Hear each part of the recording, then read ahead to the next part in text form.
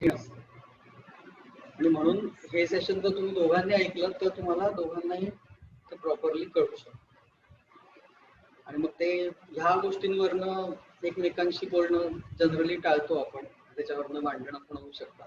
त्याच्यामुळे ह्याचा इम्पॅक्ट जो आहे तो ओव्हरऑल आपल्या फॅमिलीवरती होतो ते माहिती असणं खूप आवश्यक आहे. त्याच्यामुळे क्रॉस चेक राहतं. म्हणजे आता उद्या नवरा जास्ती खर्च करायला लागला तर बायको ओरडेल, बायको जास्ती खर्च करायला लागला तर नवरा ओरडेल.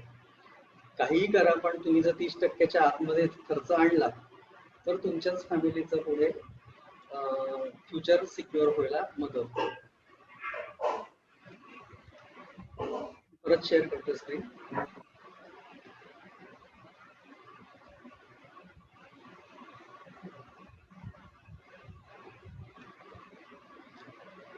आता यातले 10% आहेत ते एंटरटेनमेंट म्हणून मी वेगळे लिहिलेत. मी 40% लिहू शकलो असतो एक्सपेन्सेस साठी, तर ते असं का केलं असेल मी?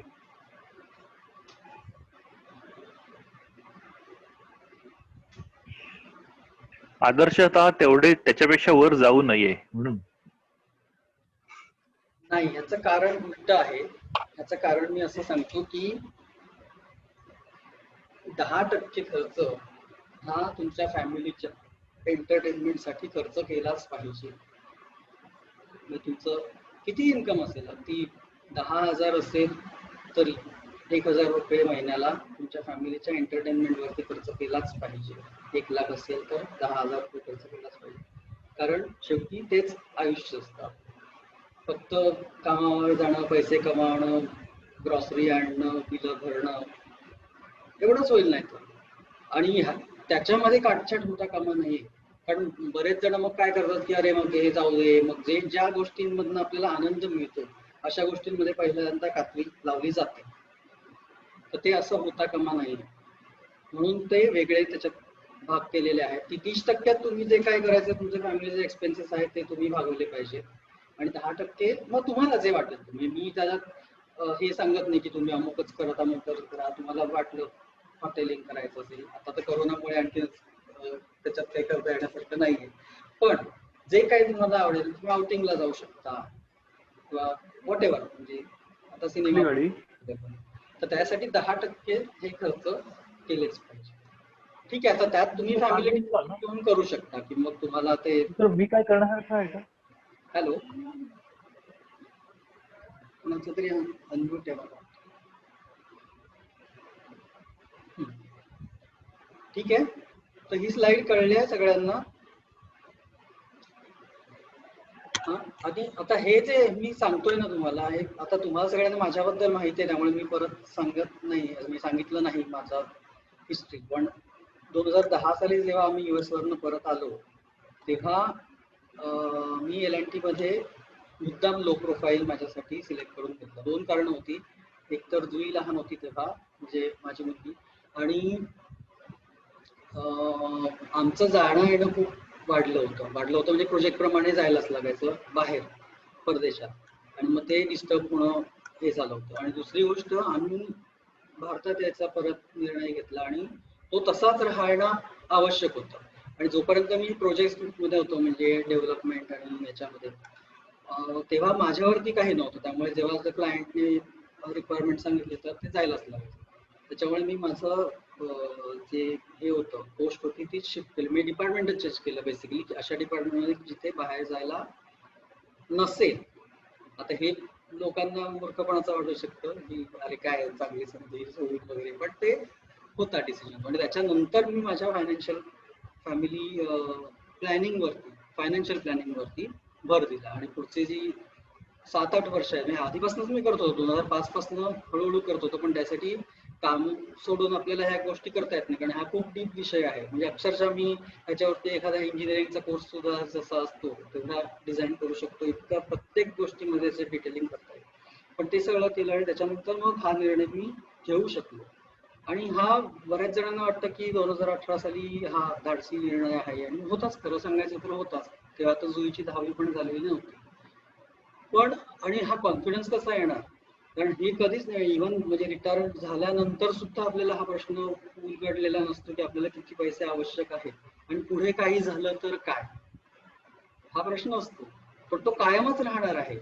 आणि जर आपण तसा विचार केला नाही तर आपण नुसतेच घाण्याला झुंपलेल्या बैलाप्रमाणे काम करत राहणार आणि शेवटी सुद्धा आपल्याला अनसर्टन्टी आपण काढू शकत नाही. अशी परिस्थिती व्हायला नको म्हणूनच आधीपासून करायचं. तर हे 8 ते 10 वर्षाचा जो माझा पर्सनल एक्सपिरियन्स आहे त्याच्यावरनं हा कॉन्फिडन्स आला. आणि आता पण मी आता एवढे सगळे व्हेरिएशन्स आले तरी सुद्धा तो प्लॅन इंटॅक्ट आहे. आता माझं काम एवढंच आहे की माझा जो प्लॅन केलेला आहे त्याच्या पद्धतीने माझे फायनान्स वर्क होत आहेत की नाही, आणि जर काही डेल्टा असेल तर त्यासाठी करेक्टिव्ह ऍक्शन्स काय करायचे, एवढंच फक्त मी आत्ता बघतो. हे माझ्याबद्दल थोडंसं सांगितलं. डिटेल नंतर आपण भेटू तेव्हा बोलेनच. तर हे माझ्यासाठी ज्या ऍप्लिकेबल गोष्टी आहेत, म्हणजे चाललेल्या ज्या गोष्टी आहेत त्याच फक्त मी ह्याच्यामध्ये माझ्या प्रेझेंटेशन मध्ये सांगतो. ओके. आणि ज्या चुका मी केल्या आता कोणी करू नये त्याच्यासाठी ज्या आहेत काळजी घ्यायची ते ह्याच्यामधनं मी सांगतो. ओके. तर आता हे आपण बघितलं की इन्फ्लेशन हा सगळ्यात मोठा शत्रू आहे, तर ते आपण बीट कसं करायचं. ओके. एक गोष्ट अशी आहे की आपल्याला एकच शत्रू आहे इन्व्हेस्टमेंटला, अनेक शत्रू नाही आहेत. आणि इन्फ्लेशनला बीट केलं की आपलं काम झालं, 100% झालं. ओके. फक्त ते कसं बीट करायचं तर ते त्याच्यासाठी ही काही गोष्टी आहेत. एक, रिड्यूस एक्सपेन्सेस. हे खरं सांगायचं तर एवढं एकच आपल्या हातात असतं. दुसरं मी सांगतो की अर्न मोर. ते काय पॉसिबल असेल असं नाही. तुम्ही जॉब करत असाल तर तुम्हाला वाटलं किती तर तुमची सॅलरी वाढेल याची काही गॅरंटी नसते. तुम्ही बिझनेस करत असाल तर अनलेस तुम्हाला दुसरं काही व्हेंचर केलं त्याच्याशिवाय काय जास्ती आपलं इन्कम येणं शक्य नाही. पण ठीक आहे, समजा आपण काही दुसरं करत असू ऍडिशनल ऍक्टिव्हिटी, त्यापासून जर आपण इन्कम वाढवू शकलो तर ते एक ऑप्शन आहे. या दोघांचं कॉम्बिनेशन केल्यानंतर आपण जास्त इन्व्हेस्टमेंट करू शकतो. आता मगाशी मी जो तुम्हाला फॉर्म्युला सांगितला 30% सेव्हिंग्स 30% EMI म्हणजे 60% सेव्हिंग्स आपलं झालं पाहिजे. ओके. 60% ही फिगर तुमच्या डोक्यात कायम असली पाहिजे. आता इतके वर्ष नोकरी किंवा इन्कम कमवल्यानंतर जर आपण महिन्याला 60% इन्व्हेस्टमेंट केलेली नसेल तर आपण ऑलरेडी बॅकलॉग मध्ये आहोत, हे फक्त लक्षात ठेवा. आणि असं सांगत नाही की अगदीच आपण काय म्हणतात त्याला गरिबीचं आयुष्य जगायला पाहिजे, पण ती फिगर एक आपल्या डोक्यात असली पाहिजे की आपल्याला 60% हे आपलं टार्गेट आहे. आतापर्यंत आपल्याला माहितीच नसायचं ना की किती व्हायला पाहिजे खर्च किंवा किती सेव्हिंग व्हायला पाहिजे. तर ऍटलिस्ट ती फिगर आता तुमच्या लक्षात आली असेल की ही एक ड्रीम फिगर आहे. ती इतकं इथे पण सांगतो की लगेच तुम्हाला करता येणं शक्य नाही. म्हणजे आता तुमचे कदाचित 60% एक्सपेन्सेस असेल किंवा जास्ती सुद्धा असू शकते. मी बऱ्याच मित्रांशी मी बोलतो तेव्हा मला कळतं की जवळजवळ त्यांचं 90% सॅलरी खर्च होतं. आणि ते मला नेहमी सांगत असतात की नाही रे, हे आलं ते आलं हे आलं. तर ह्या जे मी सांगतो हे 60% सेव्हिंग आणि 40% खर्च, त्या 40% खर्चांमध्ये अनप्लॅन्ड खर्च पण इन्क्लुडेड असायला पाहिजे. म्हणजे आकस्मिक खर्च म्हणतो आपण त्याला, की औषधं आहेत, डॉक्टर आहेत, रेग्युलर बेसिसवर. ते आता हॉस्पिटलायझेशन ही वेगळी गोष्ट झाली, हॉस्पिटलायझेशन त्याच्यात नाही, पण जे नेहमीचे जे आजार असतात त्यासाठी डॉक्टरकडे जातो आपण, टेस्ट करतो, ह्या सगळ्या गोष्टी सुद्धा त्याच्यामध्ये धरल्या गेल्या पाहिजे. तर असो, तो वेगळा विषय झाला. तर आता आपण सेव्हिंग समजा केलं, सेव्हिंग जास्ती वाढवायला पाहिजे. आणि सेव्हिंगला सगळ्यात मोठं प्राधान्य, हा एक मी सांगायचं विसरलो की हा सिक्वेन्स जो आहे तोही अतिशय महत्वाचा आहे. की तुमचं इन्कम आलं रे आलं की त्यातले 30% काढून दुसऱ्या अकाउंट मध्ये करायचं. नेहमीचा सिक्वेन्स काय असतो, इन्कम आलं, हा EMI गेला, तो बिल गेलं, हे गेलं, मग उरलेले जे काय राहिलं असेल ते आपण सेव्ह करतो, ते इन्व्हेस्ट करायला बघतो. तर ते नाही होता कामा. इन्कम आलं की पहिलं, जसा EMI जातो बँकेचा, एक 30%चं बिलच आहे असं समजा दर महिन्याचं, तर तेवढं तुमचं इन्कम आलं की त्या बँक अकाउंट मधनं ते ट्रान्सफर झाले पाहिजेत दुसऱ्या अकाउंट मध्ये. म्हणजे मग ज्या अकाउंटचं तुम्ही डेबिट कार्ड वापरत असाल त्या अकाउंट मध्ये ते पैसे असतात का बघा, तरच तुमचं ते कंपल्सरी सेव्हिंग होणार. आणि ती अमाऊंट तुम्ही हळूहळू वाढवा. म्हणजे आज समजा 10% सेव्हिंग होत असेल तर काही हरकत नाही, 10% पासून सुरू करा. ते 10% जे आहेत ते त्या अकाउंट मधनं दुसऱ्या अकाउंट मध्ये शिफ्ट करा. मग पुढच्या महिन्यात 15% होत आहे का बघा. आणि असं पण होईल की 20% शिफ्ट केल्यानंतर खडखडाट झाला पहिल्या बँक अकाउंट मध्ये, लागले पैसे, काही हरकत नाही, त्या दुसऱ्या अकाउंट मधून थोडेसे एवढे लागतील तेवढे ट्रान्सफर करावे. पण हळूहळू सेव्हिंगचं पर्सेंटेज तुमचं 30% ते 60% व्हायला पाहिजे. ओके, त्याच्यानंतर मग EMI, त्याच्यानंतर मग एक्सपेन्सेस आणि एंटरटेनमेंट. पण एंटरटेनमेंट जसं मी म्हटलं की ते शेवटचं नाहीये. एंटरटेनमेंट हे एक्सपेन्सचे 2 पार्ट आहेत आणि ते मेजर पार्ट. तर हे 2 आपण बघितलं. तर सेव्ह करा, त्याच्यानंतर मग इन्व्हेस्टमेंट येते. सेव्हिंग्स म्हणजे फक्त पैसे बाजूला काढणे. सेव्हिंग आणि इन्व्हेस्टमेंट मध्ये पण फरक आहे. सेव्हिंग म्हणजे फक्त पैसे बाजूला काढणे आणि अशी अपॉर्च्युनिटी शोधणं ज्याच्यामध्ये इन्फ्लेशन ऍडजस्टेड आपल्याला रिटर्न्स मिळतील, त्याला इन्व्हेस्टमेंट. मग त्याच्यासाठी आपण बघितले मग असे एवढे सगळे पर्याय आहेत. FD, PPF, NPS, mutual fund, shares, हे सगळे पर्याय आहेत. त्या प्रत्येकाचे फायदे तोटे, प्रत्येकाला भरपूर शिकण्यासारखं आहे. स्टॉक मार्केट कडे मोस्टली लोक जात नाही, पण ज्यांना माहिती आहे किंवा ज्यांना त्याच्याबद्दल थोडी कल्पना आहे किंवा थोडं इन्व्हेस्टमेंट आहे पण पूर्ण अभ्यास नाहीये, तर त्यांचे जे एक्सपिरियन्स आहेत ते खूप टोकाचे असू शकतात. म्हणजे काही जणांचे एक्सपिरियन्स असतात की अरे भरपूर एका वर्षातच माझे डबल झाले वगैरे असे. काही वर्षांचे खूप निगेटिव्ह असतात की माझे सगळे पैसे गेले. त्यासाठी पण खूप अभ्यास करून ते त्याच्यात सुद्धा कमवता येण्याची शक्यता असते. पण सर्वसामान्यांसाठी मी इक्विटीमध्ये, डायरेक्ट स्टॉक मार्केटमध्ये शिरायला नाही सांगते. ज्यांना काहीच माहिती नाही, त्याचं बॅकग्राऊंड नाही, ते तुम्ही शिका. ते त्याच्यासाठी वेगळे हे असतात अवेलेबल. मी सुद्धा गाईड करू शकेल. त्याचे आपण कोर्स पाहिजे तो पण घेऊ शकतो. पण म्युच्युअल फंड्स वरती जास्ती भिस्त असली पाहिजे आपल्या फ्युचर प्लॅनिंगसाठी. दुसरी गोष्ट, आपले फायनान्शियल गोल्स कसे डिफाईन करायचे. फायनान्शियल गोल्स म्हणजे काय की मला बऱ्याचदा काय होतं की मला गाडी घ्यायची आहे, हा फायनान्शियल गोल नाही. फायनान्शियल गोल डिफाईन करण्यासाठी 3 गोष्टींची आवश्यकता असते. त्यातला फक्त एक पार्ट झाला. तो पहिला, व्हॉट डू आय नीड. ठीक आहे, मला गाडी घ्यायची आहे. आता कुठची गाडी घ्यायची आहे? मला मारुती 800 नसते, आता मारुती अल्टो घ्यायची आहे का अर्टिगा घ्यायची आहे का होंडाची घ्यायची आहे. ओके, तर ते माहिती पाहिजे. मग त्याची किंमत किती आहे, आजची किंमत किती आहे ते आपल्याला माहिती पाहिजे. आणि कधी पाहिजे हे सगळ्यात इम्पॉर्टंट आहे. म्हणजे आता समजा ठीक आहे, मला 5 लाखाची गाडी घ्यायची, एवढं पर्यंत आलो आपण पहिल्या 2 क्वेश्चन. 5 लाख मला आत्ता तर नाही आहेत माझ्याकडे, मग कधी घ्यायचे मला? मग 2 वर्षांनी घ्यायचे, 5 वर्षांनी घ्यायचे, तर तेही माहिती पाहिजे. ह्या 3 गोष्टी जर आपल्याकडे एकत्र असतील तरच त्याला एक प्रॉपरली डिफाईन्ड फायनान्शियल गोल म्हणतो. आता एक गोल आपल्याला माहिती असतं, आपल्या मुलांचे शिक्षण आहेत, लग्न आहेत, तर ते आपल्याला माहिती आहे. ते 10वी कधी होणार, 12वी कधी होणार, ग्रॅज्युएट कधी होणार, तर तेव्हा आपल्याला पैशांची गरज पडणार आहे, हे माहिती आहे साधारण आपल्याला. साधारण म्हणजे नक्कीच माहिती आहे की अमुक वर्षी आपल्याला पैशांची गरज पडणार आहे. किती पडणार आहे ते कदाचित आपल्याला माहिती नसेल, कारण कुठची लाईन चूज करणार आहे, काय आहे. लहान असतील मुलं तर आपल्याला आता कठीण आहे ते फाइंड आउट करणं. पण काहीतरी नक्कीच पैसे लागणार आहे, एवढं माहिती आहे आपल्याला. आपण अंदाजे त्याची कॉस्ट काहीतरी करू शकतो त्या हिशोबाने, आपल्या लाईफस्टाईलच्या हिशोबाने. तर ती कॉस्ट झाली. आणि कशासाठी पाहिजे ते तर माहितीच आहे, शिक्षणासाठी. असे प्रत्येक जे आपल्या फॅमिलीचे पुढचे गोल्स आहेत, 2 मुलं असतील तर प्रत्येकाचं, त्याच्या कॉलेजचं शिक्षण, हायर एज्युकेशन, बाहेर पाठवायचं असेल त्यांना शिकायला तर त्यासाठीचं एज्युकेशन. त्यामुळे आपल्याला ऍटलिस्ट पुढच्या वर्षी काय पाहिजे हे तर आपल्याला नक्कीच माहिती आहे. किती लागतील पैसे ते कदाचित आत्ता माहिती नसेल, पण ते पण आपण फाइंड आउट करू शकतो. आणि ते आजच्या हिशोबाने फाइंड आउट करायचं. तेव्हाच इन्फ्लेशनने ते वाढलेले असतील ती अजून वेगळी गोष्ट आहे. पण ऍटलिस्ट आपण बाकीच्यांशी बोलून, आज आता समजा एखाद्या मुलाला मला पाठवायचं असेल बाहेर गावी, तर किती खर्च येऊ शकतो ती आपण कॉस्ट नक्की फाइंड आउट करू शकतो. आणि हे 3 आपण डिफाईन केलं तर ते एक फायनान्शियल गोल झाला. असे आपले अनेक फायनान्शियल गोल्स असू शकतात. तर ते आपल्याला त्याच्यामध्ये मी मॅन्डेटरी गोल्स आणि लीजर गोल्स असे आपण धरू शकतो. मी आता त्याच्यावर परदेश प्रवासाला आपल्याला वर्ल्ड टूर करायचे, हा पण एक फायनान्शियल गोल झाला. असं मी धरू शकतो की मला 5 वर्षांनी माझ्या फॅमिली सकट वर्ल्ड टूर करायची. Very good. केसरीच्या साईडवरती जा, आज वर्ल्ड टूरची प्राइस काय ते काढा, प्राइस तुम्हाला नक्की मिळेल.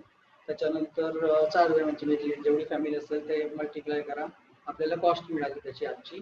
कधी जायचंय ते तुम्ही ठरवू शकता 5 वर्षांनी. आणि हे प्रत्येकाने करणं आवश्यक आहे. एक मिनिट.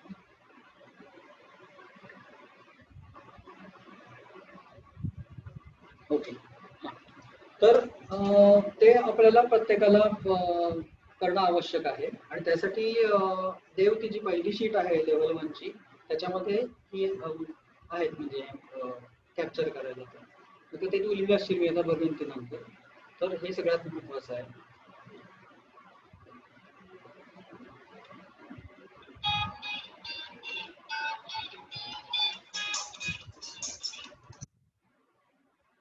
ऐकू येत आहे ना सगळ्यांना? कारण सगळेच म्यूट वरती आहेत, त्याच्यामुळे मला काहीच कळत नाही. येत आहे. हो हो ऐकू येते. ओके. हा बरं, आता इन्शुरन्सचा जो टॉपिक होता ना तो मला थोडासा टच करतो मी. आता 12:40 झालेली आहे आणि कोणतेचा मेसेज आला की त्याला सोसायटी कॉलसाठी जायला लागतंय. तर थोडंसं फक्त हे करतो आपलं झालं होतं डिस्कशन. तर मुख्य गोष्ट की आता हा एक चित्र आहे. काय आहे? हा पतंग आहे. हा पतंग उडता राहण्यासाठी काय मिसिंग आहे ह्याच्यामध्ये? दोरी. दोरी. आपल्या हातात जर हवं. ओके. तर ही दोरी जर कापली तर तो पतंग काही वेळ वरती राहील आणि नंतर तो खाली येईल. बरोबर आहे? असं अजून करा की ही फॅमिली आहे आपली आणि हे सोर्स ऑफ इन्कम आहे. आपल्या फॅमिलीचं जे सोर्स ऑफ इन्कम आहे ते इथे आता अजून आपण काहीच बोललेलं नाही. हे काय आहे? कारण आपली फॅमिली चालवण्यासाठी जो आपल्याला मिनिमम खर्च लागतो महिन्याचा, तो सोर्स ऑफ इन्कम आपला जो आहे तो भागवतोय सध्या. एवढंच आपल्याला माहिती आहे. बरोबर आहे? आता उद्या सोर्स ऑफ इन्कम कुठच्या कारणाने बंद झाला, कुठल्याही कारणाने, म्हणजे डेथ हे एक झालं जे इन्शुरन्स मध्ये आहे, पण सोर्स ऑफ इन्कम कमी किंवा बंद होण्याचं पण अजून बरीच कारण असतात. ओके. ती कुठची असू शकतात? एक तर मी सांगितलं डेथ. अजून कुठचं कारण असू शकतं? हेल्थ रिझन्स म्हणजे ऍक्सिडेंट किंवा काही. सो परमनंट डिसेबिलिटी येऊ शकते. ओके. ऍक्सिडेंटने डेथ होणार नाही कदाचित, पण डिसेबिलिटी येऊ शकते अशी की ज्याच्यामुळे आपण कामावर जाऊ शकणार नाही आणि इन्कम मिळवू शकणार नाही. ते झालं एक. म्हणजे ते हेल्थ रिझन मुळे पण होऊ शकते, म्हणजे आजार असेल तरी पण होऊ शकतं. जॉब लॉस होऊ शकतो. आता बऱ्याच जणांच्या नोकऱ्या गेलेल्या आहेत किंवा धंदा जो आहे, बिझनेस आहे, तो त्यातलं इन्कम थांबू शकतं केव्हाही. बरोबर आहे? तर अशा 6 गोष्टी असतात. कंपनी बंद पडणार. हा. तर जॉब लॉस आहे, बिझनेस लॉस आहे, रिटायरमेंट ही गोष्ट आपण धरलेली नाही. ओके. रिटायरमेंट नंतर आपला सोर्स ऑफ इन्कम जो मनुष्य रिटायर होतो त्याचं बंद होणार परमनंट. बरोबर.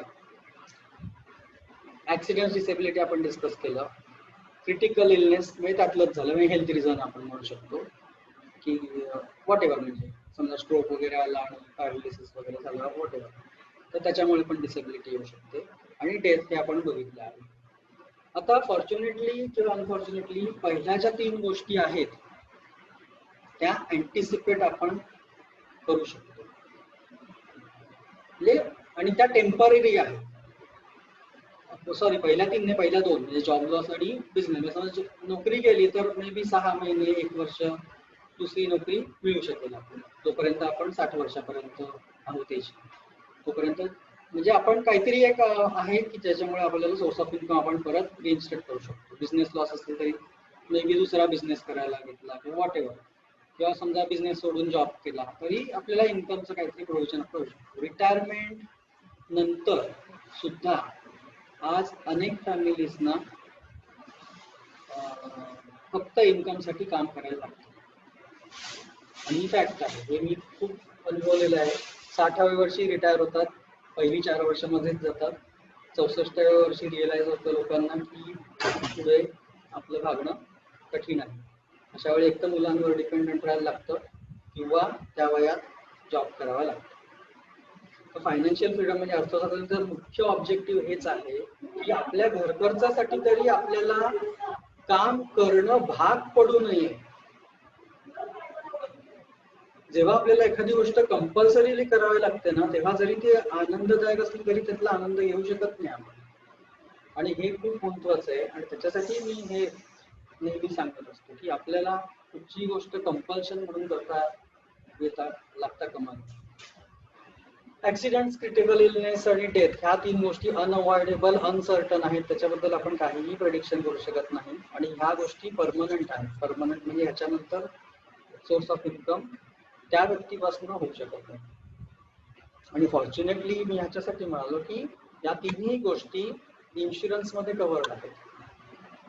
इन्शुरन्स हे अशी गोष्ट आहे की जी risk at a family level आपण हँडल करू शकत नाही, ती एका अशा एंटिटीला ट्रान्सफर करणं की जिथे हँडल करू शकतात. आता इन्शुरन्स कंपन्या काय दान करायला बसलेले नसतात, ते पण बिझनेसच आहे. पण मग ते कसं शक्य आहे, तर ह्या स्टॅटिस्टिकमुळे शक्य असतं की ते 100 जणांकडनं प्रीमियम गोळा करतात आणि जे 4 जण अनफॉर्च्युनेट फॅमिलीज आहेत त्यांना तो गोळा झालेला प्रीमियम आहे तो देऊ शकतो. त्यांच्यासाठी ती खूप जास्ती रक्कम असते आणि जेवढी सम ॲश्युअर्ड असते तेवढं त्यांना ते देऊ शकतात. त्याच्यामुळे इन्शुरन्स असणं हे खूप आवश्यक. त्याच्यात पण आता ते इतके प्लॅन्स आणि आहेत, त्याच्यामुळे तुम्हाला त्याच्यासाठी ऍडवायझरची गरज आहे. पण ऍडवायझर कुठला हवा की ज्याचा त्याच्यात स्वतःचा इंटरेस्ट नसेल असा ऍडवायझर पाहिजे. त्यांच्याकडनंच तुम्ही ते इन्शुरन्स घेतले पाहिजे. कारण अदरवाईज साधी गोष्ट आहे की मी जर इन्शुरन्स एजंट असेल आणि तेच माझं जर काम असेल आणि मी जर सोर्स ऑफ इन्कम म्हणून जर ते काम करत असेल तर साधी गोष्ट आहे की एखादा प्लॅन मी विकला, त्यात सगळे 10 प्लॅन्स आहेत, 1 लाख रुपये प्रीमियम आहे. ज्या प्लॅन मध्ये मला 2000 रुपये मिळतात तो प्लॅन मी सांगेन की 30,000 रुपये मिळतात तो प्लॅन मी सांगेन. साधी गोष्ट आहे ना. मग अगदी किती चांगला माणूस असला, चांगला मित्र असला तरी सुद्धा जर माझं सोर्स ऑफ इन्कम, आता माझा महिन्याचा इन्कम मला 30,000 पाहिजे, तर मी 30,000 वाला प्लॅन विकेन की 2,000 रुपये 15 जणांना विकेन. तर ते आपल्याला असं बघितलं पाहिजे की अशा फायनान्शियल ऍडवायझरला तुम्ही हे केलं पाहिजे की ज्याचं ते सोर्स ऑफ इन्कम नाही. असं मिळणं कठीण आहे, पण तुम्ही मला विचारू शकता अशा कंडिशन मध्ये. तर हे पण आपण ह्या बाबतीत अवेअर असणं आवश्यक आहे. ओके. आणि तुम्हाला ह्या बाकीच्या गोष्टी पण आम्ही सांगितलेल्या आहेत. इन्फ्लेशन, त्याच्यामुळे जे आपल्याला खूप, तुम्ही ऍडव्हर्टाईज बघता रोज, बंबार्डिंग असतं ICICI, लोंबार्ड, हे भरपूर इन्शुरन्स कंपन्यांचं असतात की आता HDFCचे वाढून स्मार्ट प्लॅन आलेले आहे, संचय प्लस. मला पण कोटक करून येत असतात, तुम्ही हा विका तो विका वगैरे. मी काय लक्ष देत नाही याच्यात. कारण मला माहिती आहे की at the end it is not going to be profitable for my friends. I don't work for money. त्याच्यामुळे मी ते सजेस्ट नाही करत. तर ह्या गोष्टी आपल्याला लक्षात घेतल्या पाहिजेत की आपण नक्की पैसे देऊन खरेदी काय करतोय. मी सुद्धा केले. आता मी जेव्हा नोकरीला लागलो होतो, LICच्या माझ्याकडे 5 पॉलिसी. नशिबाने त्याचा प्रीमियम जास्ती नव्हता, त्या पण माझ्या मित्राकडनंच घेतलं. कोणाला कळतंय ते LICच्या पॉलिसी आता सगळ्यांकडे असतात, पण कोणाला जर मी विचारलं हा काय पॉलिसीचे फीचर्स आहेत, कधीपर्यंत भरणार आहेत हप्ते, किती सम ॲश्युअर्ड आहे, लोकांना फक्त प्रीमियमची अमाऊंट माहिती असते. आणि सम ॲश्युअर्ड तुम्ही आता बघितलं तर 1 लाख 2 लाख अशी अमाऊंट असते. 1 लाख 2 लाख हे लोकांचं 2 ते 4 महिन्याचा खर्च आहे. काय उपयोग असतो अशा पॉलिसीचा? काही उपयोग नाही. आणि आपण वर्षानुवर्ष त्याचे हप्ते भरत असतो. आता जुईची पॉलिसी मी घेतली होती रिसेंटली, 15 वर्ष झाली. त्याचा मी 16,000 रुपये दर वर्षाला हप्ता भरायचो. आणि आता मॅच्युअर झाल्यावरती या वर्षी 40,000 रुपये मला मिळाले परत. आता ते अजून 2-2 वर्षांनी मिळणार आहेत ते. पण ओव्हरऑल जर कॅल्क्युलेट केलं तर जेवढे पैसे भरले ऑलमोस्ट मला तेवढेच परत मिळणार इतक्या वर्षांनी. म्हणजे त्याचा इंटरेस्ट वगैरे जर तुम्ही कॅल्क्युलेट केलं तर तुम्ही कायम नुकसानीतच असतात. हा, आता ह्याच्यात तो आहे सम ॲश्युअर्ड एक गोष्ट आहे, पण मग तुम्ही त्याच्यासाठी जर घेता तर तुम्ही प्युअर सम ॲश्युअर्ड वालाच घ्यायला पाहिजेत ना. म्हणजे तुम्ही जसं मी पहिल्यांदा सांगितलं तर टर्म इन्शुरन्स घ्यायला पाहिजे. आणि मग ते पैसे गेल्याचं तुम्ही दुःख नाही करता. इथे आपल्याला काय दिसतं की ओके पैसे भरले तर काहीतरी परत येत आहे, पण काहीतरी म्हणजे किती आणि किती यायला पाहिजे ते आपल्याला कळलं पाहिजे. म्हणजे मी तर म्हणतो की त्याच्याऐवजी म्युच्युअल फंड तर जाऊ देत, तुम्ही तेवढंच प्रीमियम एक टर्म प्लॅन घ्या आणि उरलेले जो प्रीमियमचा डिफरन्स आहे ते जर तुम्ही फिक्स्ड डिपॉझिट मध्ये जरी ठेवले तरी तुम्हाला LICच्या प्रीमियम पेक्षा, त्याचा जो प्लॅन असेल त्याच्यापेक्षा काही पटीने जास्ती पैसे तुम्हाला मिळू शकतात. तर ते नक्की तुम्ही ते कॅल्क्युलेट करून बघा आणि तुम्हाला म्हणजे मी तर केव्हाही अवेलेबल आहे, त्याच्याबद्दल काही प्रश्न नाहीये. पण तुमच्या ओळखीत जरी कोणी असेल फायनान्शियल ऍडवायझर तरी तुम्ही त्याची हे घेऊ शकता सल्ला. पण त्याला हे प्रश्न विचारा की मला याच्यात रेट ऑफ रिटर्न किती आहे. आणि हे कोणी म्हणजे अगदी काय असतं की सेल्स जे करतात ना, मग मला ह्या आतल्या गोष्टी काय माहित आहेत, कारण मी कोटकला जॉईन झालो होतो ना. मी जॉईन कशासाठी झालो होतो, मला फक्त ती परीक्षा द्यायची होती इन्शुरन्स माझ्या नॉलेजसाठी. पण त्याच्यामुळे मला त्यांचं ते कार्ड मिळालं, हे मिळालं, त्याच्यामुळे मी विकू पण शकलो. आणि मी टर्म इन्शुरन्स आत्ताही विकतो, कारण टर्म इन्शुरन्स ही आहेच म्हणजे गरजच आहे. त्याच्यामध्ये भले हे काही नसेल, कमिशन जास्ती नसतं त्याच्यामध्ये, कारण प्रीमियमच कमी असतो पहिली गोष्ट म्हणजे. पण ती आवश्यक गरज आहे, त्यामुळे ती जर कोणी असेल तर ती ते देऊ शकतो. पण बाकीचे प्लॅन्स जे महाग आहेत ते त्याने अजिबात ते घेऊन नाही. तर ओके, तर इन्शुरन्स ही महत्वाची गोष्ट आहे. ह्यातले जे क्रिटिकल इलनेस आहेत हे पण क्रिटिकल इलनेस प्लॅन वगैरे असतात ते पण अजिबात घेऊ नयेत. जे स्पेसिफिक प्लॅन असतात ना कुठच्याही गोष्टीचे ते अजिबात घेऊ नयेत. क्रिटिकल इलनेस प्लॅन असतात, मग ते आपल्याला ऐकायला खूप छान वाटतं की हा बरोबर आहे, मग हे कॅन्सर बिन्सर झाला, ऐकतो सगळीकडच्या बातम्या, मग ती भीती असते मनात, हा मग छान आहे आपल्या एवढा प्रीमियम भरला की मला 5 लाख रुपये मिळतील, प्रीमियम तर 10,000 रुपये. पण त्यात इतके कॅचेस असतात की तुम्हाला ते मिळतील याची पहिली गॅरंटी नसते. आणि त्याच्यात फक्त ते लिमिटेड जे लिस्टेड असतात तेवढेच असतं. म्हणजे भले दुसरा क्रिटिकल इलनेस झाला जो त्याच्यात कव्हर्ड नाहीये की संपलं, तुमचा प्रीमियम तर गेलेलाच असतो आणि ते मिळणार पण नाही तुम्हाला पैसे. त्यामुळे कुठचे जे स्पेसिफिक प्लॅन असतात ते कधी घेऊ नयेत. टर्म इन्शुरन्स नक्की घ्यावा, हेल्थ इन्शुरन्स घ्यायला पाहिजे.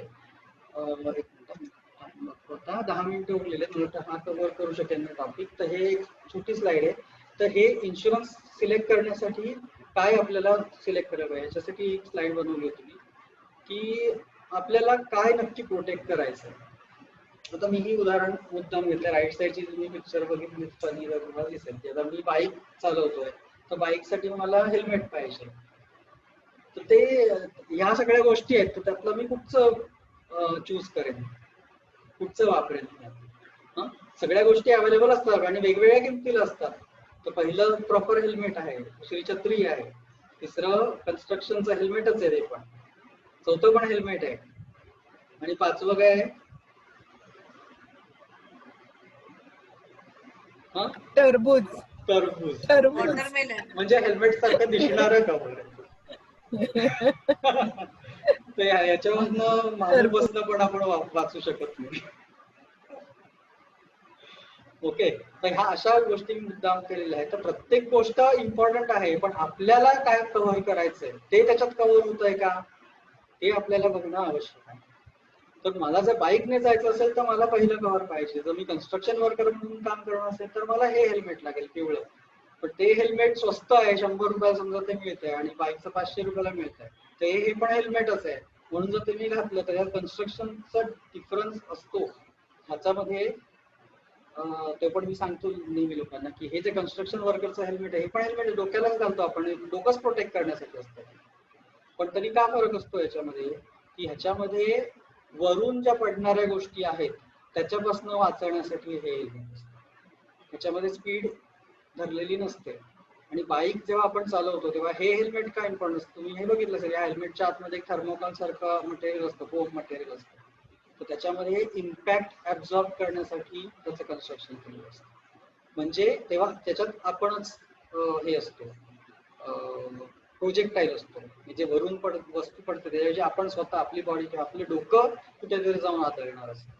त्याच्यामुळे त्याचं कन्स्ट्रक्शन कम्प्लिटली वेगळं असतं. तर प्रत्येकाचे पर्पज वेगळे असतात. त्याच्यामुळे आपल्याला ते काय पाहिजे, फक्त ओके इन्शुरन्स पॉलिसी तसंच झालंय ना, हा इन्शुरन्स पॉलिसी आहे, प्रत्येकाला विचारा, आज कोणालाही विचारलं प्रत्येकाकडे इन्शुरन्स पॉलिसी आहे, प्रत्येक जण प्रीमियम भरतायत, पण ते कशाला भरतायत आणि ते कव्हर्ड आहे की नाही नाही माहिती. ही अशी परिस्थिती आहे, हे टरबूज घालून फिरतात लोक. ओके, तर महत्वाचा प्रश्न हा आहे त्याच्यामध्ये की काय कव्हर पाहिजे आपल्याला. पहिली गोष्ट म्हणजे ते बरोबर आहे का, जे मी घेतोय ते माझ्यासाठी योग्य आहे का. दुसरी गोष्ट ते पूर्णपणे कव्हर करतंय का. मी जी रिस्क कव्हर करायला बघतोय, आता मला जर फॅमिलीसाठी प्रोटेक्शन घ्यायचं आहे तर मी 10-20 लाखाचं जर प्रोटेक्शन घेतलं तरी पुरेसं आहे का. तर ते अजिबात पुरेसं नाहीये. 10-20 लाखाचं कोणालाही आजच्या जगात पुरेसं नाहीये करून. आणि मग ती अमाऊंट काय होतं, इन्व्हेस्टमेंट प्लॅनचा अजून एक प्रॉब्लेम असतो की 1 लाखाचं जरी तुम्ही प्रीमियम घेतला तर त्याचं कव्हर जे असतं, रिस्क कव्हर, ते 10 लाखच असतं, 10 पट असतं त्याच्यात भले तुम्हाला पैसे परत मिळतात, ते 1 लाख रुपये 10 वर्षाचं तुम्ही भरले तसंही तुमचे 10 लाख होतातच ना. 1 लाख रुपयाचं प्रीमियम आहे, 10 वर्षाचं तुम्ही 10 लाख तुम्ही स्वतः खिशातनं काढून देता. रिस्क कव्हरच तुमचं 10 लाखाचं आहे, म्हणजे ती आहे. म्हणजे पहिल्या वर्षी काही झालं तर 9 लाख ऍडिशनल तुम्हाला इन्शुरन्स कंपनी देते, पण काहीच नाही झालं तर 10 वर्षांनी तुम्हाला 10 लाख परत मिळणं म्हणजे बेसिकली काहीच नाही आहे इन्व्हेस्टमेंट म्हणून जर तुम्ही करत असाल तर. आणि रिस्क कव्हर पण ते 10 लाखाचं आहे, तर अतिशय तोकडं, त्याचा काहीच उपयोग नाही. आणि ह्याच्याच उलट मी जे मगाशी उदाहरण दिलं की 30-35 हजार रुपये तुम्ही वर्षाला भरले तर तुम्हाला कमीत कमी 1 कोटीचं कव्हर टर्म इन्शुरन्स मध्ये मिळतं, पण ते 30-35 हजार तुम्हाला परत नाही मिळणार, हे लक्षात घेतलं पाहिजे. पण ती खरी गरज आहे, तर ते ऍडिक्वेट आहे की नाही, आणि तिसरं ते इकॉनॉमिकल आहे की नाही हे पण लक्षात घेतलं पाहिजे. 30-35 हजार मी जरी सहज सांगितली फिगर तरी ते अफोर्डेबल आहे की नाही हे पण लक्षात घेतलं पाहिजे आपल्याला. कारण जर मी 30-35 हजार भरत असेल आणि जर म्हणजे खूप जास्ती कव्हर घेतलं असेल ज्याची मला गरजच नाही तर ते मला परवडायला पाहिजे ना. आता मी खाली जे उदाहरण दिलंय हा सगळ्यात शेवटचा जो आहे तो स्पेस सूट आहे. तुम्हाला बाईक चालवायची असेल तर सगळ्यात इफेक्टिव्ह जर काय असेल तर मी स्पेस सूट जर घातला सगळ्यापासून प्रोटेक्शन होईल, म्हणजे टेम्परेचर, वेदर, कुठे जाऊन आपटणं, प्रोजेक्ट सगळं होईल. ओके, 100% मला 100% काहीच नसतं पण तरी मॅक्झिमम मला कव्हरेज मिळेल. पण तो स्पेस सूट परवडणार आहे का मला, त्याची किंमत माझ्या बाईकच्या किमतीपेक्षा जास्ती असेल. तर असं जरी असेल तरी सुद्धा तुम्ही ते इन्शुरन्स घेतलं नाही पाहिजे, तर ते पण आपल्याला बघणं आवश्यक आहे. तर ह्या 3 क्रायटेरिया आहेत, हे 3 क्रायटेरिया जर फॉलो होत असतील तरच आपल्याला ते इन्शुरन्स कव्हर घेतलं पाहिजे. इन्शुरन्स कव्हर नक्की घ्यायला पाहिजे, पण असे घेतली पाहिजे पॉलिसी की ज्याच्यामध्ये ह्या 3 क्रायटेरिया आपल्या साध्य होतील. आणि हे जे मगाशी म्हटलं होतं तो हा टॉपिक आहे की इन्शुरन्स आणि इन्व्हेस्टमेंट या दोघांचं ऑब्जेक्टिव्हच वेगळं आहे. काय ऑब्जेक्टिव्ह? इन्व्हेस्टमेंटचं ऑब्जेक्टिव्ह आपलं आहे टू क्रिएट वेल्थ, आणि क्रिएट वेल्थ कशी होणार आहे मी सांगितलं की इन्फ्लेशनला जर आपण बीट करून त्याच्यापेक्षा जास्ती जर आपण अर्निंग केलं तर आपली वेल्थ वाढत जाते आणि तशा पद्धतीने आपण वेल्थ जनरेट करू शकतो. It becomes a part of your assets. Investment जे आहे ते तुमचे ॲसेट्स बनतात. आणि बरेच लोकांना ॲसेट्स म्हटलं की काहीतरी असं दृश्यमान वस्तू लागते आणि त्याच्यामुळे पण लोक रिअल इस्टेटकडे अट्रॅक्ट होतात की बाबा हा हे माझं घर आहे, हे माझं ॲसेट आहे. तर ते आहे, पण तुमची म्युच्युअल फंड मधली इन्व्हेस्टमेंट किंवा FDs हे सुद्धा ऍक्च्युली खरे ॲसेट्सच असतात, त्याला इन्व्हेस्टमेंट ॲसेट म्हणतात. आणि ते जास्ती फ्लेक्झिबल असतात कारण त्यातून आपल्याला बऱ्याच वेळा पैसे काढता येऊ शकतात. ओके, पण त्याला असं काय म्हणतात ते ग्लॅमर नाहीये त्याला की हा हे माझी जागा असं आपण दाखवायला नाही. आपण काय प्रिंट आउट काढून म्युच्युअल फंडचं हे दाखवू शकतो स्टेटमेंट, ही माझी ॲसेट, ते कोण बघतंय त्याच्याकडे, त्याला काय अर्थच नाही असं होतं. पण ऍक्च्युली बघायला गेलं तर ते सगळ्यात महत्वाचं आहे म्हणजे रिअल इस्टेट. तर ह्याचं ऑब्जेक्टिव्ह आहे की to fill your pockets with money. आणि इन्शुरन्सचा ऑब्जेक्टिव्ह काय आहे की त्याचं ऑब्जेक्टिव्ह प्रोटेक्ट करण्यासाठी आहे. म्हणजे तो गेटकीपर आहे तुमच्या, तुम्ही जे कमावलेले आहेत पैसे ते राखण्यासाठी राखणं हे आहे त्याचं ऑब्जेक्टिव्ह आहे. It is a small expenses to save from big losses. राखण्यासाठी म्हणजे काय की आता आपलं जे उरलेलं आयुष्य आहे रिटायरमेंट पर्यंत तोपर्यंत मी काहीतरी कमावत राहणार असं आपल्याला नेहमी असतं, बरोबर ना. म्हणजे 60 वर्षापर्यंत जेव्हा रिटायर हो तोपर्यंत जे माझं मंथली इन्कम येत राहील ती रिस्क आहे माझ्या फॅमिलीसाठी, कारण मी जर असलो तरच ते येत राहणार. ओके, आणि जर मला काय झालं तर ते नाही येणार तर ती जे अनपेड अमाऊंट आहे आपल्याला इन टर्म्स ऑफ सॅलरी किंवा इन्कम तेवढ्या अमाऊंटचं आपल्याला रिस्क कव्हरेज पाहिजे तेवढ्या. आणि त्या अमाऊंट मध्ये परत आपलं हे पण झालं पाहिजे, आपले जे गोल्स आहेत फायनान्शियल गोल्स ते पण त्याच्यात ऍड करून आपलं ते एवढं रिस्क कव्हरेज आपण कॅरी केलं पाहिजे. आणि ऑब्व्हियसली जेव्हा 60 वर्षे नंतर आपलं ते कव्हर म्हणजे हे कमी होत जाते, रिक्वायरमेंट कमी होत जाते. कारण जसं ऍक्च्युअल अर्निंग आपल्याला येतं तेवढे आपल्याला मिळालेले असतात पैसे, मग तेवढ्याची गरज आहे का. त्यामुळे त्यावेळी आपल्याला ते असेस करणं आवश्यक असतं की किती पाहिजे. आता हे परत 4 मिनिटात बंद होत आहे, पण मला वाटतं मग आपण थांबूया. किरण, मला एक विचारायचं होतं हा बोल. की असं काही, आता तू याच्यात माझं एक आन्सर केलं ऑलरेडी की लाईफ कव्हर जे असतं इन्शुरन्स वालं, हो टर्म वालं, बेसिकली मोठा मोठा हे कळलं की तुम्ही जोपर्यंत वर्किंग आहात तोपर्यंत you require that term cover. हो बट जे मेडिकल इन्शुरन्स त्यांना काही डेटम आहे का की से अराउंड 70 इयर्स किंवा 75 इयर्स पर्यंत तुम्ही घ्यायला पाहिजे, किंवा त्याच्या याच्या पुढे तुम्हाला मेडिकल इन्शुरन्स मिळणारच नाही? मेडिकल इन्शुरन्स कसं आहे, हे दोन्ही इन्शुरन्स फर्स्ट ऑफ ऑल वेगळे आहेत. टर्म इन्शुरन्स मध्ये एक जी टर्म ठरली ना ती लाईफ लॉंग सेम असते. त्यामुळे आता मी सुद्धा जे घेतलंय ते 75 वर्षापर्यंत घेतलेलं आहे माझ्या एजच्या. ओके, आणि ती फिक्स्ड आहे, म्हणजे दरवर्षी तीच अमाऊंट असते. पण मेडिकल इन्शुरन्स मध्ये ती दर 5 वर्षांनी वाढते, प्रीमियम अमाऊंट वाढते. ओके, कारण का साधी गोष्ट आहे, तुम्ही लक्षात घेतलं की का वाढते, कारण कंपनीची पण रिस्क वाढते ना. म्हणजे जर यंग माणूस असेल त्याला आजार होण्याची शक्यता एखाद्या म्हाताऱ्या माणसाला आजार होण्याची शक्यतेपेक्षा जास्त आहे. हॉस्पिटलायझेशन, पर्टिक्युलरली हॉस्पिटलायझेशनच फक्त असतं त्याच्यामध्ये. यंग माणूस हॉस्पिटलाइज काय होऊ शकतो, म्हणजे ऍक्सिडेंट वगैरे झाला तर मॅक्झिमम होऊ शकतो, फार तर मलेरिया वगैरे असा टाईपचा. पण जो म्हातारा माणूस असेल, म्हणजे एजेड माणूस, त्याला जास्ती फ्रिक्वेंटली गरज पडू शकते. म्हणजे एका वर्षात कदाचित 2-2 वेळा पण होऊ शकतो हॉस्पिटलायझेशन असं. ओके, पण मग मेडिकल इन्शुरन्स कधीपर्यंत आपण कंटिन्यू करू शकतो? कंटिन्यू तेच काही पॉलिसीज आहेत. तर त्यासाठी पण रेलिगेअर बद्दल, रेलिगेअर म्हणजे आता केअर त्याचं नवीन नाव झालंय, तर त्यांच्या पॉलिसीज खूप चांगल्या आहेत.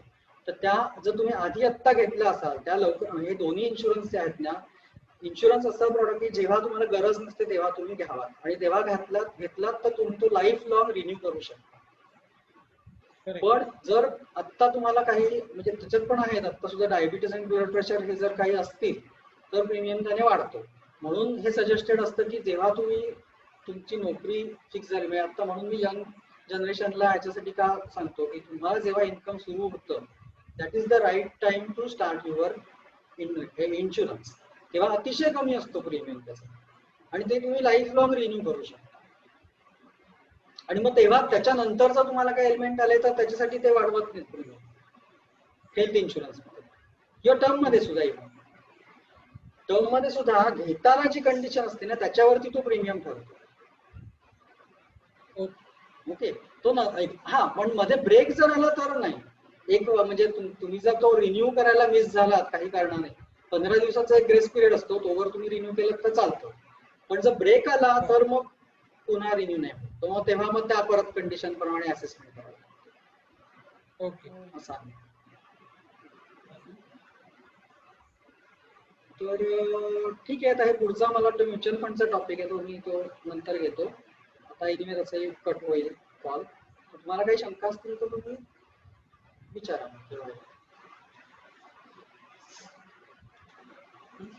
पुढचा आपण ठरवूया, म्हणजे तुम्हाला असेल इंटरेस्टिंग वाटत नेक्स्ट संडेला घेऊया का परत?